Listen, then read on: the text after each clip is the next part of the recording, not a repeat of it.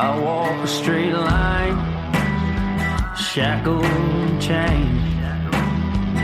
Oh, gruesome Gertie is calling my name. There is no mercy in this penitentiary. Just ask the Hillstream Gang, or Angola 3. I'm here for life, I'm here to die. Inside these walls, inside the wire. And when the wolf cries, I know it's over. Oh, bloody Angola. Oh, bloody Angola.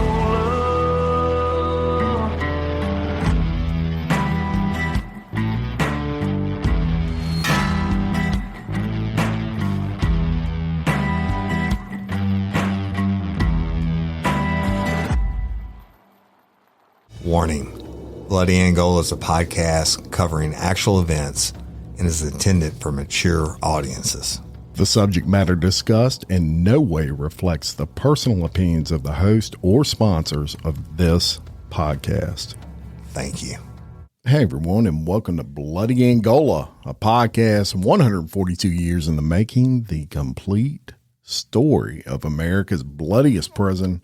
I'm Jim Chapman, and hopefully I'm solo for the last time for a while. I love doing this with my compadre, Woody Overton. If you're a follower of Real Life Real Crime and Real Life Real Crime Daily, Woody's kind of explained this. This is a business, and we are ironing out some business things, and so it has wreaked a little bit of havoc on what we are doing lately with the podcast.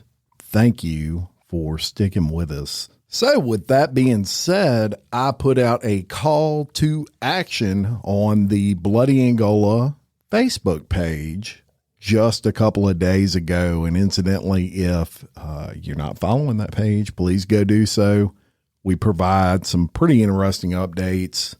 A lot of the cases we talk about, we try to post some things on that page so that you can get an idea of who we're talking about, maybe what they look like, and et cetera. So please follow the page. That call to action was kind of like an Ask Me Anything segment. Ask me and Woody whatever you want, as long as it has to do with Bloody Angola, we're going to answer it. And the response was fantastic. We got a ton of questions, and a lot of these very good questions. And what we're going to do, since Woody is not joining me today, he is going to do his own bonus episode on the Patreon page. So go subscribe if you haven't done so.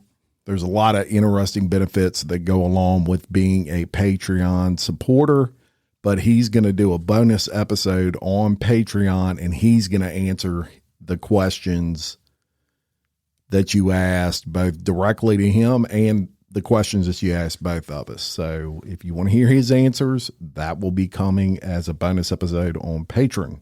But we're going to get right into it, and these are in no particular order, and we're going to start with Angela Wilson.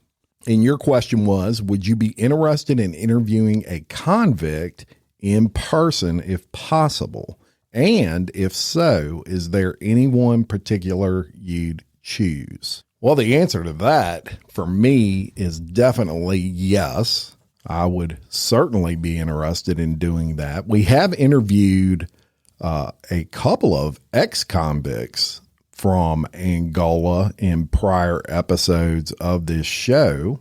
As a matter of fact, if you go way back to one of our prior episodes, it was called Second Chances, a juvenile lifer's story. We actually interviewed the very first juvenile lifer released when they changed the law and made that basically made it to where if you were a juvenile when you were sentenced to life in prison, you had the opportunity at a parole hearing and interviewed the first guy released. More on that later. Now, I would like to interview someone that's still in prison. I would like to interview the current editor of the Angolite. He would be an interesting person to speak to. The Angolite, of course, the prison magazine for Louisiana State Penitentiary, world-renowned magazine. And I think that would be someone that would really make for an amazing interview. Miss Miranda Colligan, and I hope I'm pronouncing your last name right. You asked, was there ever a moment in your research on Angola where your jaw dropped in surprise? And what was that jaw-dropping fact you learned? Well, to answer that question, several times my jaw has dropped. But something that stands out is when we did an episode, it wasn't the walls. It was one of our very, very early episodes. I believe it was the Heel String Gang. It might have been, which was our second episode. And they talked about, or we talked about in that episode, the sweat boxes. They would actually take the inmates and they would put them in these wooden boxes out in the fields. And look, y'all, it gets summertime, 100 degrees in Louisiana, and the heat index, sometimes it's 109 in Louisiana. And these sweat boxes were wooden and they had a metal roof on them. So it was like they were cooking them. It was horrible. And they would leave them in there overnight. So that was something that really made my jaw drop. They had some deaths in those sweat boxes as well. And that one definitely sticks out for me. So let's go to Miss Ruth Ann Palmer. And she says, so you guys are going to visit Angola. If they offered you a day in the life by spending a night in the cell, would you? And my answer to that is 100% absolutely, I would. Probably just one night, but if I had the opportunity and the chance to do that, just to experience that, because I have such a interest in historic prisons, I would absolutely stay in that cell for at least one night. Now, in Woody's case, and I don't want to speak for him, but I believe he stayed in Angola several nights. He didn't stay in a cell. I think they stayed in a dorm when he was training at Angola, but he'll answer that on the Patreon drop, I'm sure. But for me, 100% yes to that. And now we're going to go to Miss Jacqueline Cornet or Cornet. And if I'm messing that name up, I do apologize. Corrente. She says, hey guys, my question for y'all regarding Bloody Angola podcast is, what's the most wide known story about Angola y'all get asked that's actually false? And she has a couple of questions I'll answer. To answer that one, I think for me, although Angola is still a very bloody prison, you know, a lot goes on in there. It's not as bad as it used to be in the 60s and late 50s and 40s. It's gotten a whole lot better with regard to violence there. So I think more than anything else, I think people might overblow the violence a little bit with Angola over what it actually is now. And your second question is, do y'all ever hear from prisoners in Angola that either y'all speak about on the podcast or asking y'all to help in their cases or giving y'all shit for doing the podcast? And to answer those, we do hear from prisoners' families. I haven't heard specifically from a prisoner that we've covered on there, but I covered Wilbert Rito in episode probably, I think it was this season that I covered him, and his family reached out on Facebook, and they were actually happy and with how I covered it. I think it was cousins of his or something, and just made a comment that they thought that the podcast was very accurate. the brother of the victim of C. Murder, a guy by the name of George Thomas. His brother, Steve Thomas, was murdered by C. Murder. Of course, that was the No Limit Records recording artist, guy by the name of Corey Miller, who is also the brother of Percy Miller, who is known as Master P. He not only reached out after the podcast, but he came on the podcast. That was our episode entitled "C. Murder Killed My Brother." It was released on April 25th of this year. Phenomenal episode. So go check that out if you have not heard it. But he also reached out, and we actually did a podcast with him. Another one that sticks out to me is when we did the episode on Dead Man Walking, the Dead Man Walking episode that we did. The guy that actually got the confession in that case, we interviewed him on the show, and I believe it was his daughter that reached out to us. She was a listener and fan of the show, and Donald Duck, as he's known, and the episode is also titled Duck. He came on and did one of the most phenomenal interviews. This guy could have his own podcast. He's one of the most amazing storytellers I've ever been around. Older gentleman who just rocked it. And that was another episode where somebody reached out. So we've had that happen several times.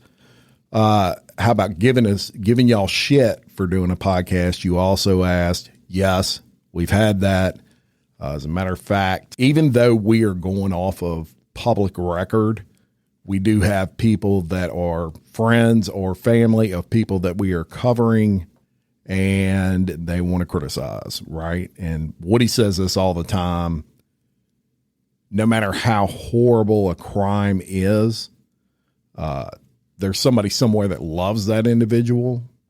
So thank you, Miss Jacqueline, for those questions. And we're going to move on to Miss Megan Haley. Hey, Miss Megan. She is an OG Real Life Real Crime lifer and Real Life Real Crime Daily fan of the show. And she says, I know Jim is a history buff, so he probably comes up with a lot of the story ideas. But does he just Google inmates, or are the inmates discussed just so well known in Louisiana that you take from that? And the answer to that is a little bit of both, but also even more than, just Googling these inmates. I have some unique access through some sources, and I get files sometimes that maybe not readily available. They're public record, but maybe they're not online. So I use those in some cases. The Angolite. I have Angolites that go all the way back to the 40s. And look, the 40s, 50s, and 60s, the Angolite was real. It wasn't, let's just say the editing was not as bad as it is these days. So I get a lot of information from that as well, because they were much more open back then. I also have a lot of out-of-print books from Angola and on Angola that former inmates have written that are really hard to get. Most of them are out of print, and I refer to those a lot. And referrals. A lot of times people will message me and they'll say, my brother was a correctional officer in Angola. If you want to talk to him and find out some things, here's his information. So referrals are a big part of how I research a lot of this stuff with Bloody Angola. And then sometimes if I get stuck in some research, I'll Google it and I'll find some obscure information as well. Look, it's prison, and prisons all over the country, not just limited to Angola. It's tough to get information sometimes. They don't want information out there. They want everything to be hunky-dory in that prison. And sometimes, most times, oftentimes, it's not. So that's how I get that information. Thank you so much, Miss Megan, for that question. Why are so many dogs suffering from health issues? Actress Katherine Heigl, who's helped save over 16,000 dogs through her foundation, says she's seeing more health issues with the dogs' joints, odors, and health than ever before. And after doing a ton of research, she feels there's one place we can look to improve any dog's health. What she discovered is that the way many dog foods are made can actually create toxins that could be wrecking our dog's health. And this is true for many premium brands. Fortunately, she found that just by adding a few special superfoods to her dog's food, she saw huge transformations in their health. She's made a 20-minute video explaining step by step how anyone can do this same thing to see incredible changes in their dog's health. Now, my dog, Phoebe, is the queen of our house, and I can tell you that her health is extremely important to us. She is a part of our family. I watched the video, y'all, and I was amazed by the things I didn't know that could impact your dog's health. This 20-minute video is packed full of tips that I've already started with my dog, Phoebe. I'm noticing more energy, healthier skin and coat. If you want to keep your dog healthy and happy, go to badlandsfood.com/BloodyAngola and watch Katherine's video right now. Again, that's BADLANDSFOOD.com/BloodyAngola. Angel Wolf. Hi, Miss Angel. She said, I love that name, by the way, Angel. She says, hey, I would like to ask if there has been anything found in researching Angola's history that has or could lead to resolving a cold case. And Woody's definitely going to provide his answer to this because he had direct knowledge of this. He actually investigated and put this guy in Angola.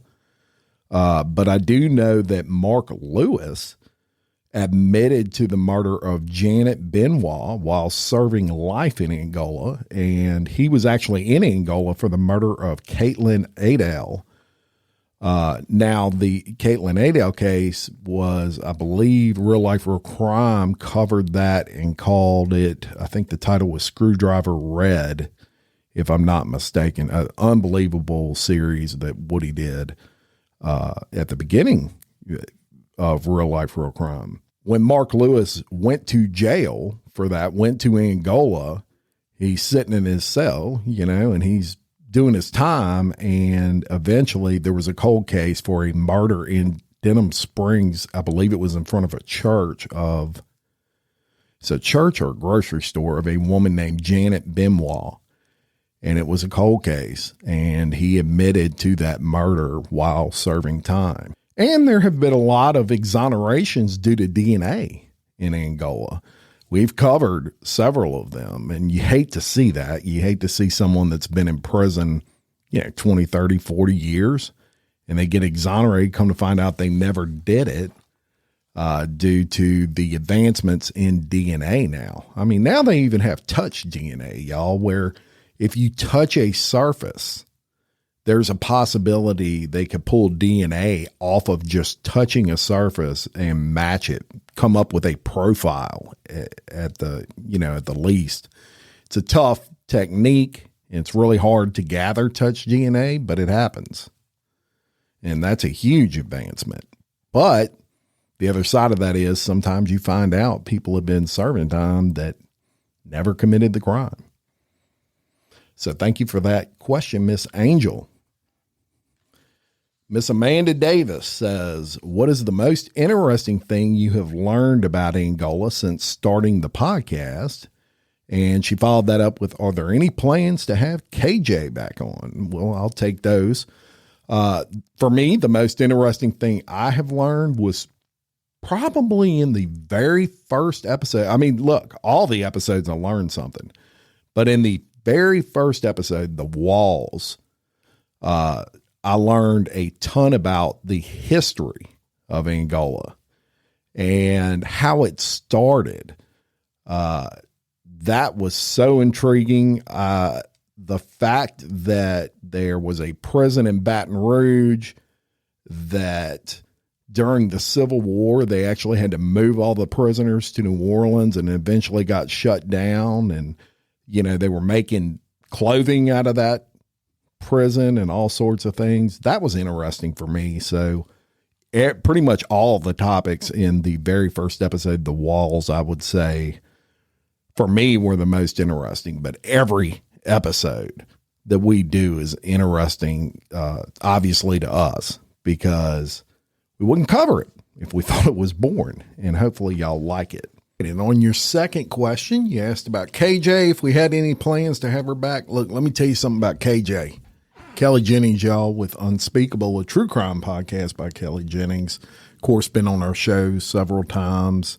Kelly is probably the hardest working woman in show business, to be honest. She is, as many of you probably know, a full-time teacher of the criminal justice 911 dispatch program at a high school locally.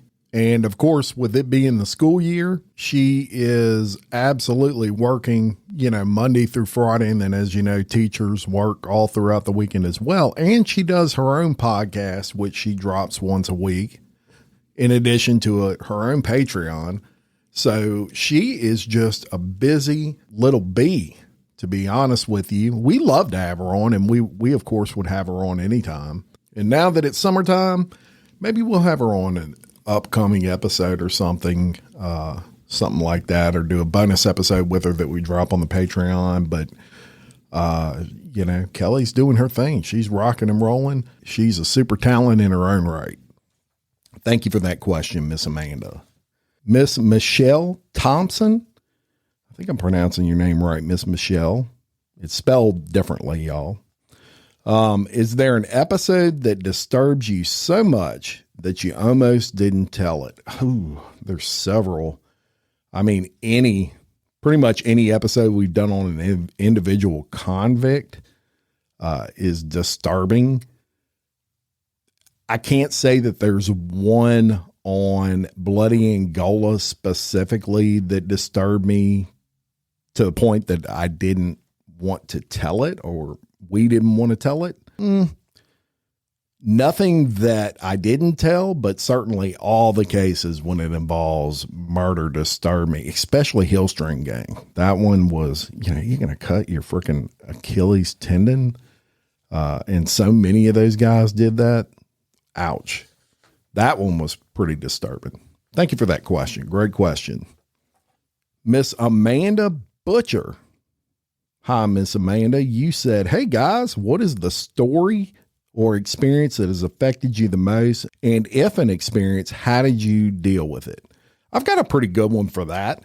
The episode that I mentioned at the beginning of this podcast, where we had the interview with the first juvenile released in Louisiana when they changed the law and allowed these lifers, these juvenile lifers as they called them, to get at least a parole hearing. They weren't guaranteed parole.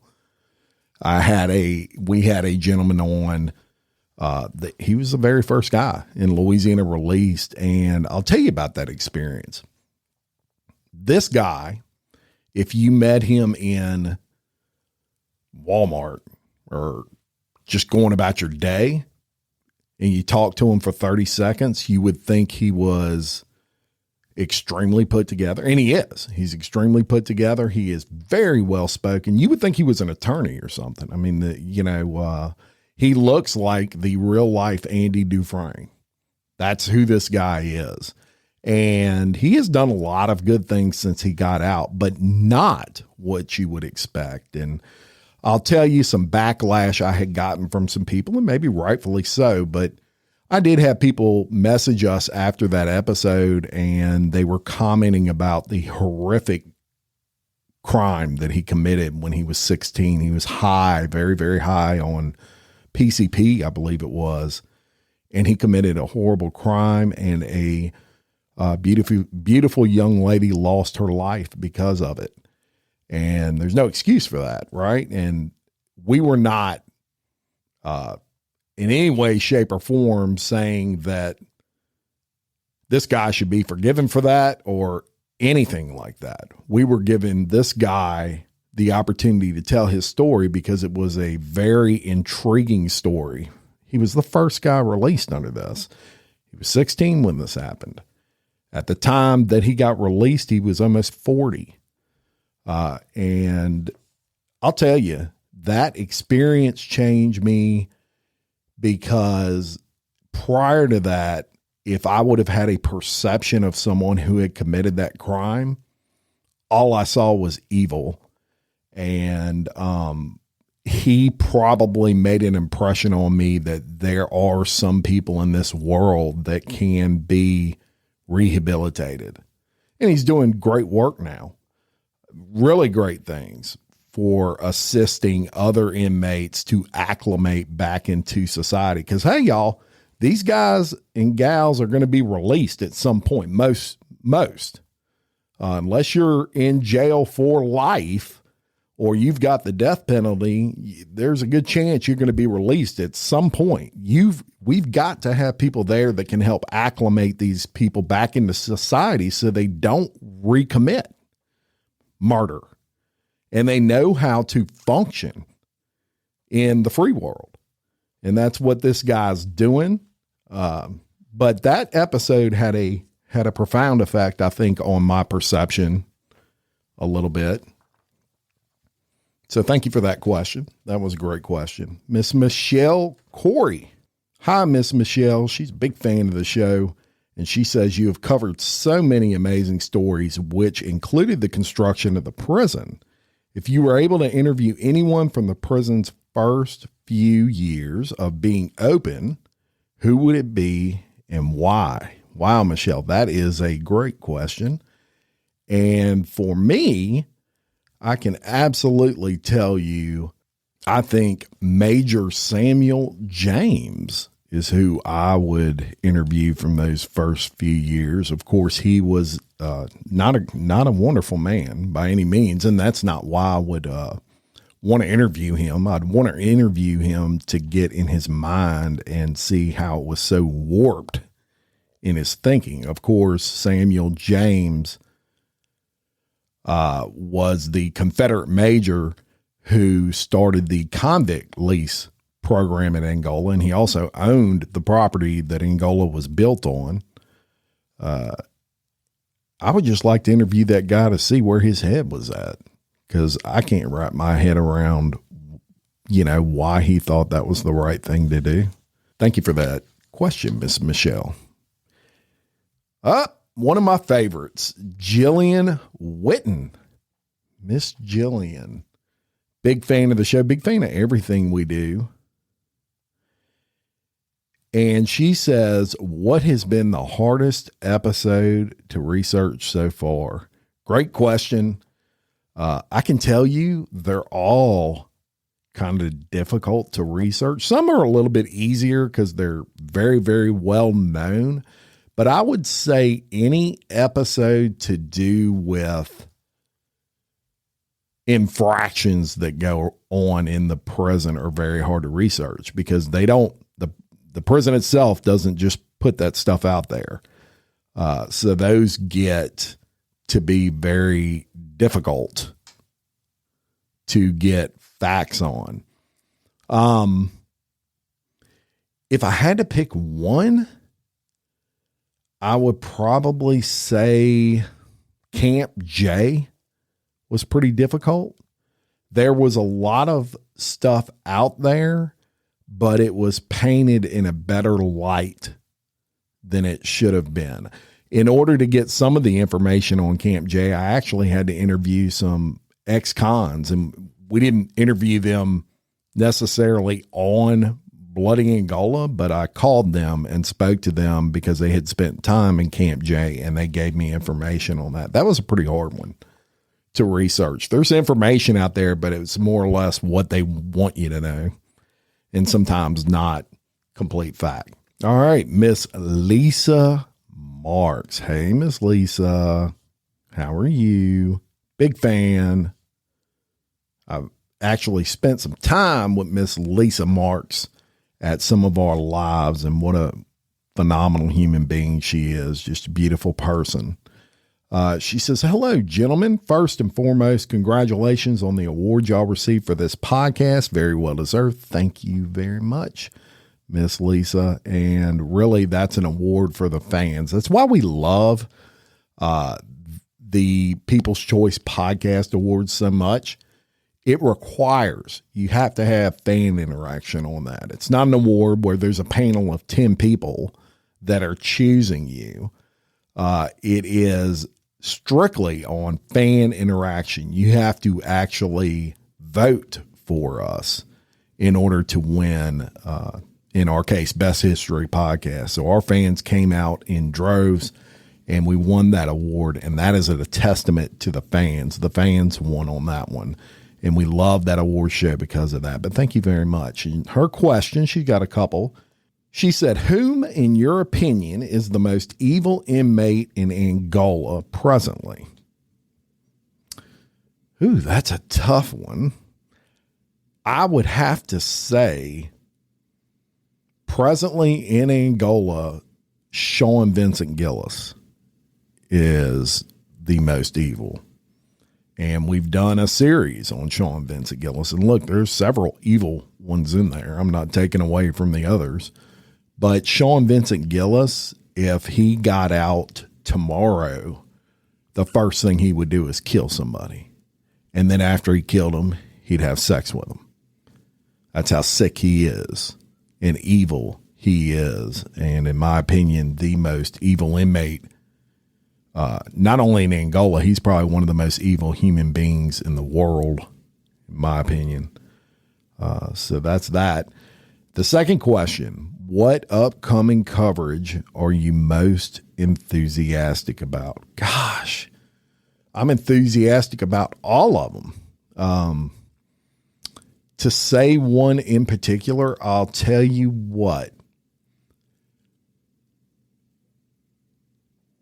I'll let you in on a little bit of a secret. We are going to do a big series upcoming. And look, this may even be a surprise to Woody because I ain't talked to him about it yet, but it's going to happen. I'm going to convince him. I'm a great salesman. But we are going to do a series on a live podcast that we did. We did a live podcast on the murder of a correctional officer in Angola by the name of Captain David Knaps. And we never did a podcast on that. It was just a live version. We had an exorbitant amount of records on this particular case that we were able to cover it properly. But it would be a series that we would probably drop on a different day than we would drop regular Bloody Angola. And it would be, I'm thinking 8 episodes would probably do it justice. But this guy's story needs to be told, not just in a live podcast, but to thousands and thousands of people. And that's a goal that I would have, and I'm sure Woody would share, is to put that out there. So thank you for that question, Miss Lisa. Cajun Queen, y'all. She is a Cajun Queen. And I'm going to cover a couple of more on here. Stephen Vaughn. Stephen Vaughn says, which do y'all prefer when doing an episode? A more current event or the beginning days of Angola? Definitely for me, the historic side. Look, and I am a history buff, especially prison history. And the historic side has and will always be more intriguing for me. But that being said, I have really enjoyed covering a lot of the more recent more recent crimes that we cover and the more recent individuals that we cover. But the historic side to me, 100%, Stephen, that is where it's at as far as Jim Chapman's concerned. And I'm sure Woody probably feels the same way, but he'll answer that on the Patreon. And we're going to cover one last one for today. And this is from Keisha Wiseman. Miss Keisha says, so far, which of the stories you guys cover is your favorite and why? Also, do you have any bloopers of the filming of the podcast? I know both of you guys are goofballs, and I absolutely love the energy that's put into the show. And y'all always seem to try to make sure all the details are in the story and you're telling no matter how small. I love the podcast and learning new things about history. Can't wait for the next drop. I hope y'all have a great Memorial Day weekend. Well, thank you, Miss Keisha. We love you.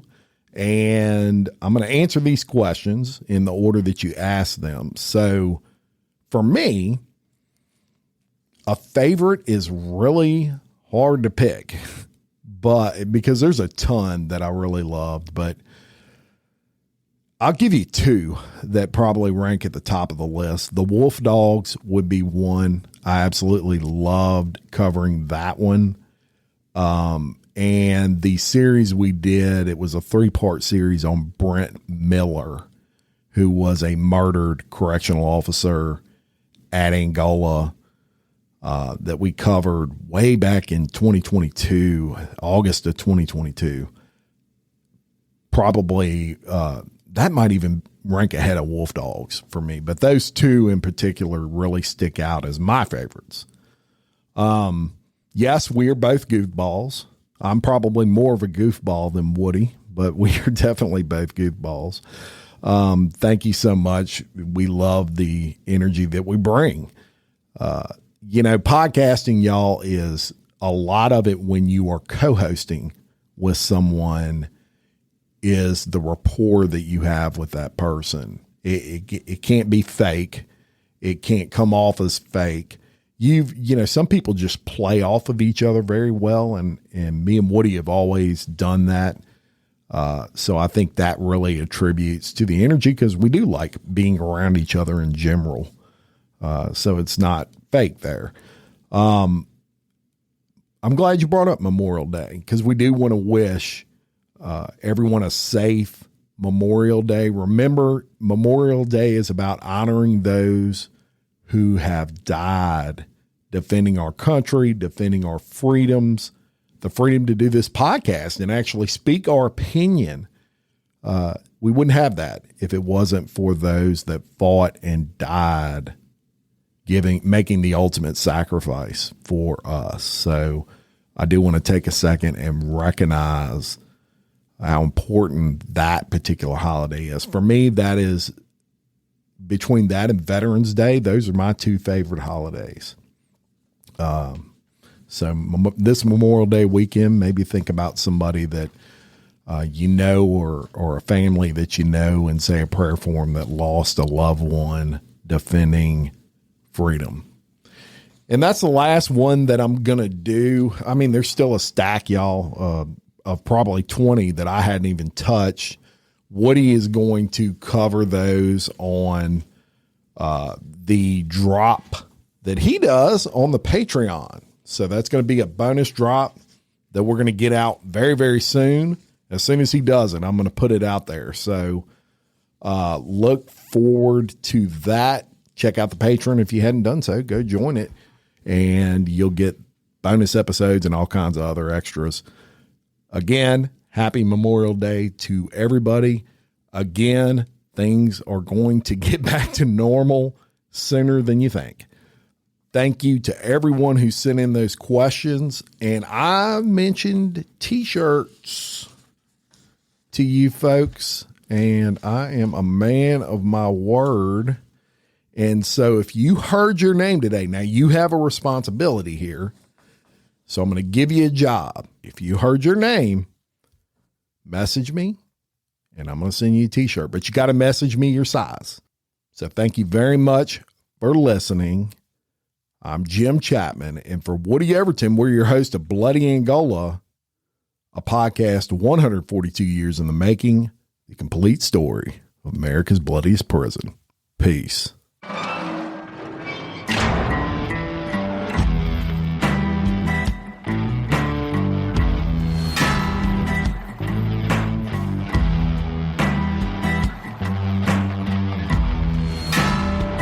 I walk a straight line, shackled and chained.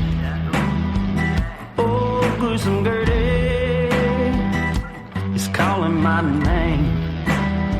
There is no mercy in this penitentiary. Just ask the Hill String Gang, or Angola 3. I'm here for life, I'm here to die. Inside these walls, inside the wire.